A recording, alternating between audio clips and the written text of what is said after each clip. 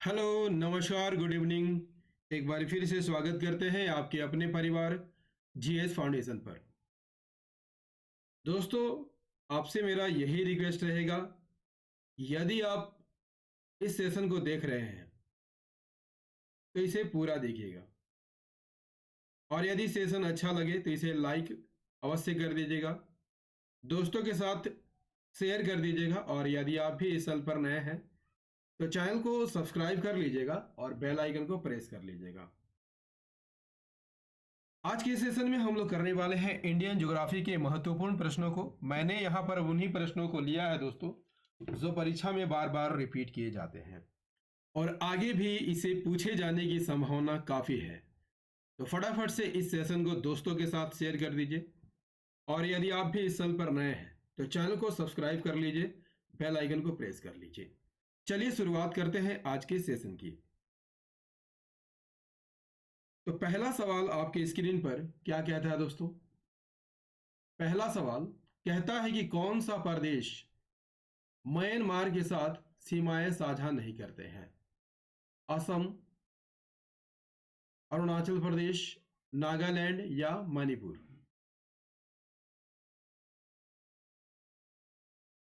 कौन सा प्रदेश या राज्य है जो म्यांमार के साथ सीमाएं साझा नहीं करता है? इसका सही आंसर हो जाएगा option A is the correct answer. Assam जो है म्यांमार के साथ सीमा साझा नहीं करता है।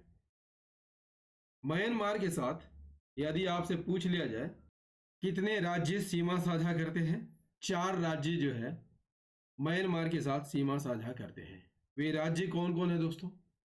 अरुणाचल प्रदेश, नागालैंड, मणिपुर और मिजोरम। ये 4 राज्य जो है म्यांमार के साथ सीमा साझा करती है, जिसमें सबसे अधिक सीमा किसके साथ लगती है? अरुणाचल प्रदेश के साथ लगती है। कितना लगती है? 520 किलोमीटर लगती है। क्लियर? उसके बाद सबसे अधिक सीमा किसकी लगती है? मिजोरम की लगती है। कितना लगती है? 510 किलोमीटर। इसके बाद मणिपुर का स्थान है। मणिपुर कितना लगता है? 398 किलोमीटर। और सबसे कम सीमा नागालैंड के साथ लगती है। कितनी लगती है? 215 किलोमीटर की सीमा यहाँ नागालैंड के साथ लगती है। म्यांमार के साथ कुल कितनी सीमा लगती है? 1643 किलोमीटर की सीमा लगती है।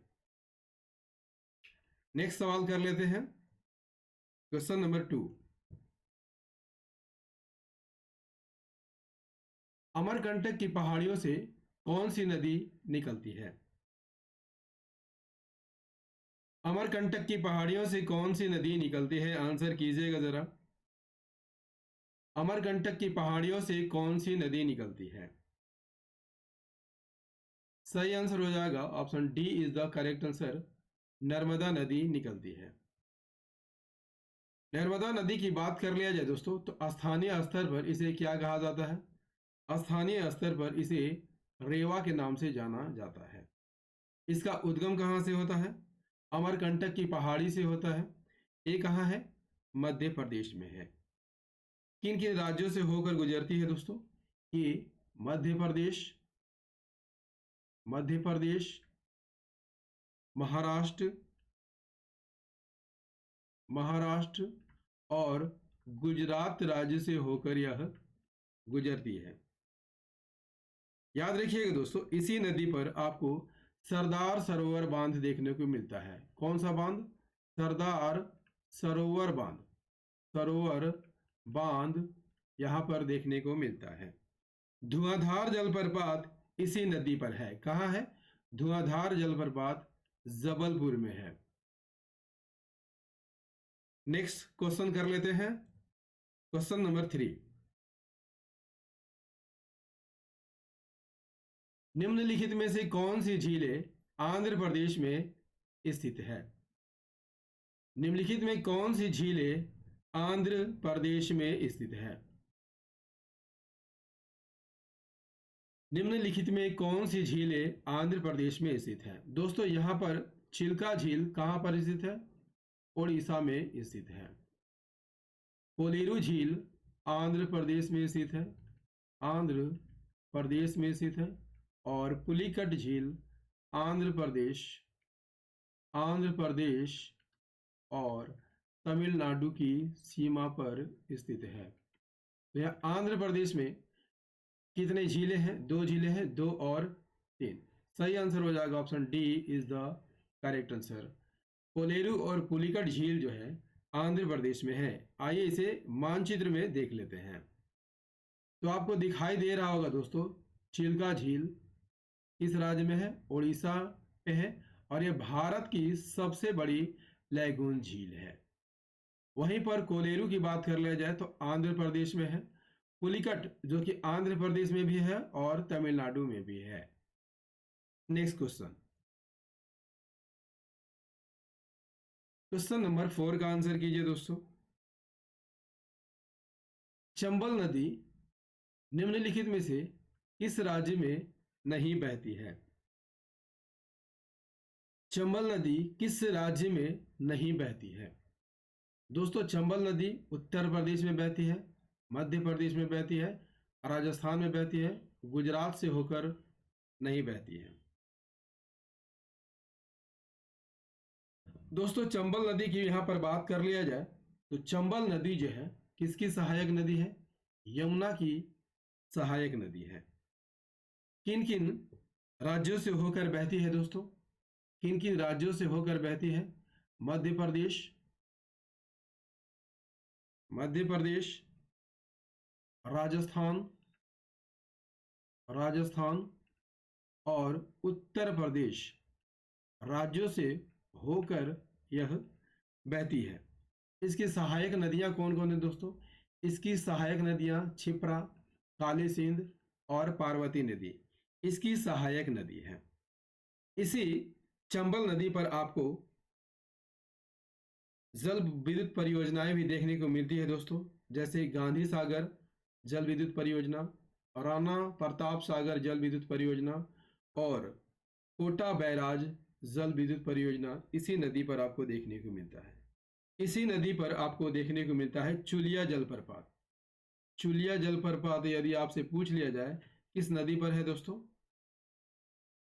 चंबल नदी पर स्थित है। और याद रखिएगा दोस्तों, कोटा शहर जो है इसी चंबल नदी के किनारे स्थित है। क्लियर? नेक्स्ट क्वेश्चन कर लेते हैं दोस्तों, क्वेश्चन नंबर 5। माही नदी किसमें जाकर गिरती है? कच्छ की खाड़ी, कच्छकरन, खंभात की खाड़ी या मन्नार की खाड़ी? माही नदी किसमें जाकर गिरती है? सही आंसर हो जाएगा option C is the correct answer. Khambhat की खाड़ी में जाकर यह गिरती है। दोस्तों यहां पर माही नदी की बात कर लिया जाए तो किस झील से निकलती है? मेरु झील से निकलती है और उत्तर पश्चिम की ओर प्रवाहित होती है। फिर मुड़कर यह दक्षिण पश्चिम की ओर प्रवाहित होने लगती है और कहां पर गिरती है? खंभात की खाड़ी में गिर जाती है। इसकी कुल लंबाई कितनी है दोस्तों? इसकी कुल लंबाई 576 किलोमीटर है। और याद रखिएगा दोस्तों, माही नदी भारत की एक ऐसी नदी है जो कर्क रेखा को 2 बार काटती है। कर्क रेखा को 2 बार काटती है। क्लियर? नेक्स्ट क्वेश्चन कर लेते हैं दोस्तों, क्वेश्चन नंबर 6। इंदिरा गांधी नहर के लिए पानी किस नदियों से आता है? इंदिरा गांधी नहर के लिए पानी किन किन नदियों से आती है? इसका सही आंसर हो जाएगा option B is the correct answer. Sutlej और ब्यास नदी से आती है। इंदिरा गांधी नहर की बात कर लिया जाए दोस्तों तो किस बांध से निकाली गई है? हरिके बांध से निकाली गई है। यहीं पर 2 नदियां आकर मिलती है, सतलज और Beas. Clear? Next question, question number 7। Andaman और निकोबार द्वीप समूह को मिलाकर भारत की कुल तटीय रेखा की लंबाई कितनी है? अंडमान और निकोबार द्वीप समूह को मिलाकर भारत की कुल तटीय रेखा की लंबाई कितनी है? सही आंसर हो जाएगा दोस्तों ऑप्शन बी, 7,517 किलोमीटर इसकी कुल लंबाई है। भारत की स्थलीय सीमा की लंबाई यदि आपसे पूछ लिया जाए दोस्तों कितनी है, तो कुल स्थलीय सीमा की लंबाई 15,200 किलोमीटर है। तटीय सीमा की लंबाई कितनी है? मुख्य भूमि के तटीय सीमा की लंबाई कितनी है दोस्तों? 6100 किलोमीटर है। जबकि द्वीपों सहित जिसमें अंडमान निकोबार द्वीप समूह और लक्षद्वीप, अंडमान निकोबार द्वीप समूह और लक्षद्वीप आते हैं, कुल तटीय सीमा की लंबाई कितनी हो जाती है? 7,516.5 हो जाती है। यदि आपसे पूछ लिया जाए दोस्तों कि भारत का क्षेत्रफल कितना है, तो भारत का कुल क्षेत्रफल कितना है दोस्तों? 32,87,263 वर्ग किलोमीटर इसका कुल क्षेत्रफल है। उत्तर से दक्षिण तक का विस्तार कितना है दोस्तों? 3214 किलोमीटर। जबकि पूरब से पश्चिम तक का विस्तार कितना है? 2,933 किलोमीटर। यदि आपसे पूछ लिया जाए कि भारत का पूर्वी बिंदु क्या कहलाता है? किविथु, किविथु, जो कि कहां पर है दोस्तों? अरुणाचल प्रदेश में स्थित है। पश्चिमी बिंदु क्या कहलाती है दोस्तों? गोहार मोती, गोहार मोती कहलाती है, जो कि गुजरात राज्य में है। यदि आपसे पूछ लिया जाए कि भारत का उत्तरी बिंदु क्या कहलाता है? इंदिरा कौल कहलाता है, इंदिरा कौल कहलाता है। किस केंद्र शासित प्रदेश में है? जम्मू कश्मीर में है।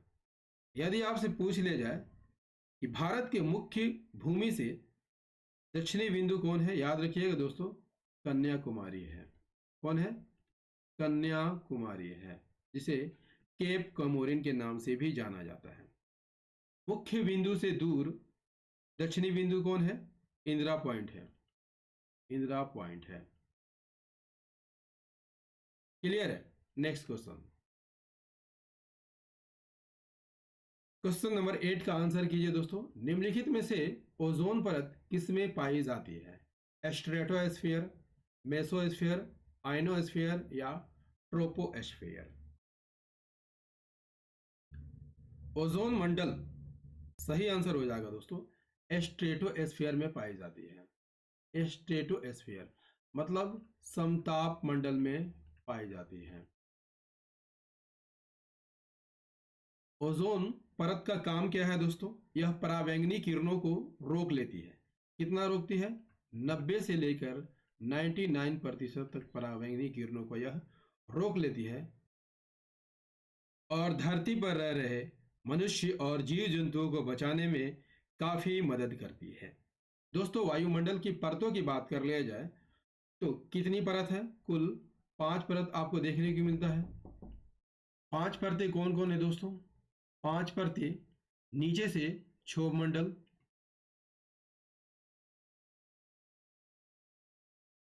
समताप मंडल, समताप मंडल, मध्य मंडल, ताप मंडल और सबसे ऊपर वायुमंडल देखने को मिलता है।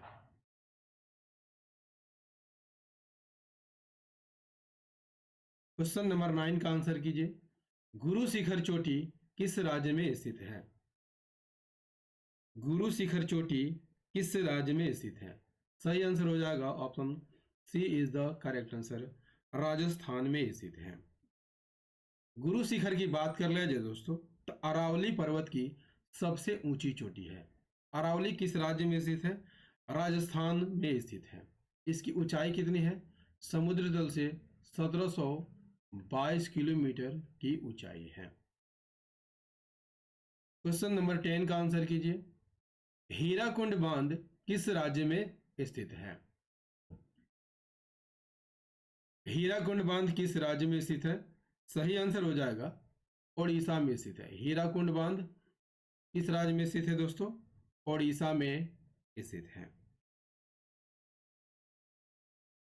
किस नदी पर स्थित है दोस्तों? महानदी पर स्थित है। किस नदी पर स्थित है? महानदी पर यह बांध स्थित है। इसका निर्माण कार्य कब शुरू किया गया था? 1948 में शुरू किया गया था। और किस वर्ष पूरा हो गया? 1957 ईस्वी में इसे पूरा कर लिया गया। यह बांध जो है विश्व का सबसे बड़ा बांध है। Next question, question number 11। Somasila बांध किस राज्य में स्थित है? मध्य प्रदेश, हिमाचल प्रदेश, आंध्र प्रदेश या उत्तर प्रदेश? सोमशिला बांध किस राज्य में स्थित है? सही आंसर हो जाएगा option C is the correct answer. Somasila बांध आंध्र प्रदेश में स्थित है। किस नदी पर है दोस्तों? पेना नदी पर है। किस नदी पर है? पेना नदी पर है। जलाशय का क्षेत्रफल कितना है? 222.28 वर्ग किलोमीटर। जल संचय क्षमता की बात कर लिया जाए कितना है? 1994 घन मीटर इसकी कुल जल क्षमता है। नेक्स्ट क्वेश्चन, क्वेश्चन नंबर 12 का आंसर कीजिए। भारत के कितने राज्य अंतर्राष्ट्रीय सीमा को स्पर्श करते हैं? भारत के कितने राज्य अंतर्राष्ट्रीय सीमा को स्पर्श करते हैं? सही आंसर हो जाएगा option D is the correct answer. 16 राज्य अंतर्राष्ट्रीय सीमा को स्पर्श करते हैं। आइए इसे मानचित्र में देखते हैं दोस्तों। भारत के 16 राज्य जो अंतर्राष्ट्रीय सीमा बनाते हैं कौन कौन है दोस्तों? गुजरात, राजस्थान, पंजाब, हिमाचल प्रदेश, उत्तराखंड, उत्तर प्रदेश, बिहार, पश्चिम बंगाल, सिक्किम, अरुणाचल प्रदेश, नागालैंड, मणिपुर, मिजोरम और त्रिपुरा। ये 16 राज्य जो है दोस्तों अंतरराष्ट्रीय सीमा बनाते हैं। भारत के साथ यदि आपसे पूछ लिया जाए लगने वाले देश कितने हैं दोस्तों? 7 देश स्थलीय सीमा बनाते हैं। वे कौन कौन है दोस्तों? पाकिस्तान, अफगानिस्तान, चीन, नेपाल, भूटान, म्यांमार और बांग्लादेश। ये 7 देश जो है भारत के साथ सीमा साझा करते हैं। जबकि समुद्री सीमा की बात कर लिया जाए दोस्तों तो मालदीव, श्रीलंका और इंडोनेशिया के साथ सीमा साझा करती है।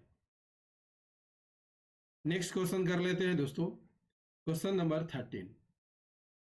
तिब्बत में किस नदी को यरलुंग सांगपो के नाम से जाना जाता है? तिब्बत में किस नदी को यरलुंग सांगपो के नाम से जाना जाता है? सही आंसर हो जाएगा option D is the correct answer. Brahmaputra नदी को यरलुंग सांगपो के नाम से जाना जाता है। दोस्तों ब्रह्मपुत्र की बात कर लिया जाए तो कहां से होकर यह गुजरती है? तिब्बत, भारत और बांग्लादेश से होकर यह गुजरती है। उद्गम कहां से होता है? हिमालय के उत्तर में तिब्बत के पुरंग जिले से इसका उद्गम होता है। वहां इसे किस नाम से जाना जाता है दोस्तों? यरलुंग सांगपो के नाम से जाना जाता है। यरलुंग सांगपो के नाम से जाना जाता है। किस पहाड़ी को काटते हुए यह भारत में प्रवेश करता है? नामचा बरवा को काटते हुए यह भारत में प्रवेश करता है। भारत के किस राज्य में सर्वप्रथम प्रवेश करता है? अरुणाचल प्रदेश राज्य में प्रवेश करता है। असम घाटी में इसे किस नाम से जाना जाता है दोस्तों? ब्रह्मपुत्र के नाम से जाना जाता है। जबकि बांग्लादेश में इसे किस नाम से जाना जाता है? जमुना के नाम से जाना जाता है। यदि आपसे पूछ लिया जाए दोस्तों कि गंगा नदी को बांग्लादेश में किस नाम से जाना जाता है?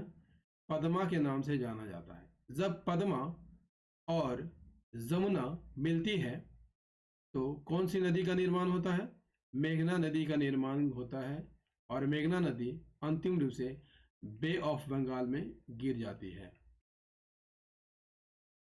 नेक्स्ट क्वेश्चन कर लेते हैं, क्वेश्चन नंबर 14। बंगाल की खाड़ी में अंडमान द्वीप को निकोबार द्वीप से कौन सा चैनल अलग करता है? सही आंसर क्या हो जाएगा? Option B is the correct answer. 10 degree channel Andaman द्वीप को निकोबार द्वीप से अलग करता है। 10 डिग्री चैनल किन दो द्वीपों के बीच स्थित है दोस्तों? लिटिल अंडमान और कार निकोबार के बीच स्थित है। इसकी चौड़ाई कितनी है? 150 किलोमीटर।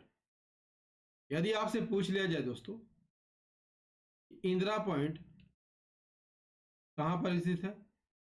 इंदिरा पॉइंट कहां पर स्थित है? याद रखिएगा ग्रेट निकोबार में स्थित है। यदि आपसे पूछ लिया जाए कि अंडमान निकोबार की सबसे ऊंची चोटी का नाम क्या है? याद रखिएगा दोस्तों सैंडल पीक, जो कि नॉर्थ अंडमान में स्थित है, जबकि अंडमान निकोबार की राजधानी पोर्ट ब्लेयर दक्षिणी अंडमान में स्थित है। ये सारे फैक्ट इंपॉर्टेंट है आपके एग्जाम के दृष्टिकोण से। क्वेश्चन नंबर 15, बांग्लादेश में प्रवेश करने के बाद किस नदी को पद्मा के नाम से जाना जाता है? तो याद रखिएगा दोस्तों गंगा नदी को बांग्लादेश में किस नाम से जाना जाता है? पद्मा के नाम से जाना जाता है। Option B is the correct answer.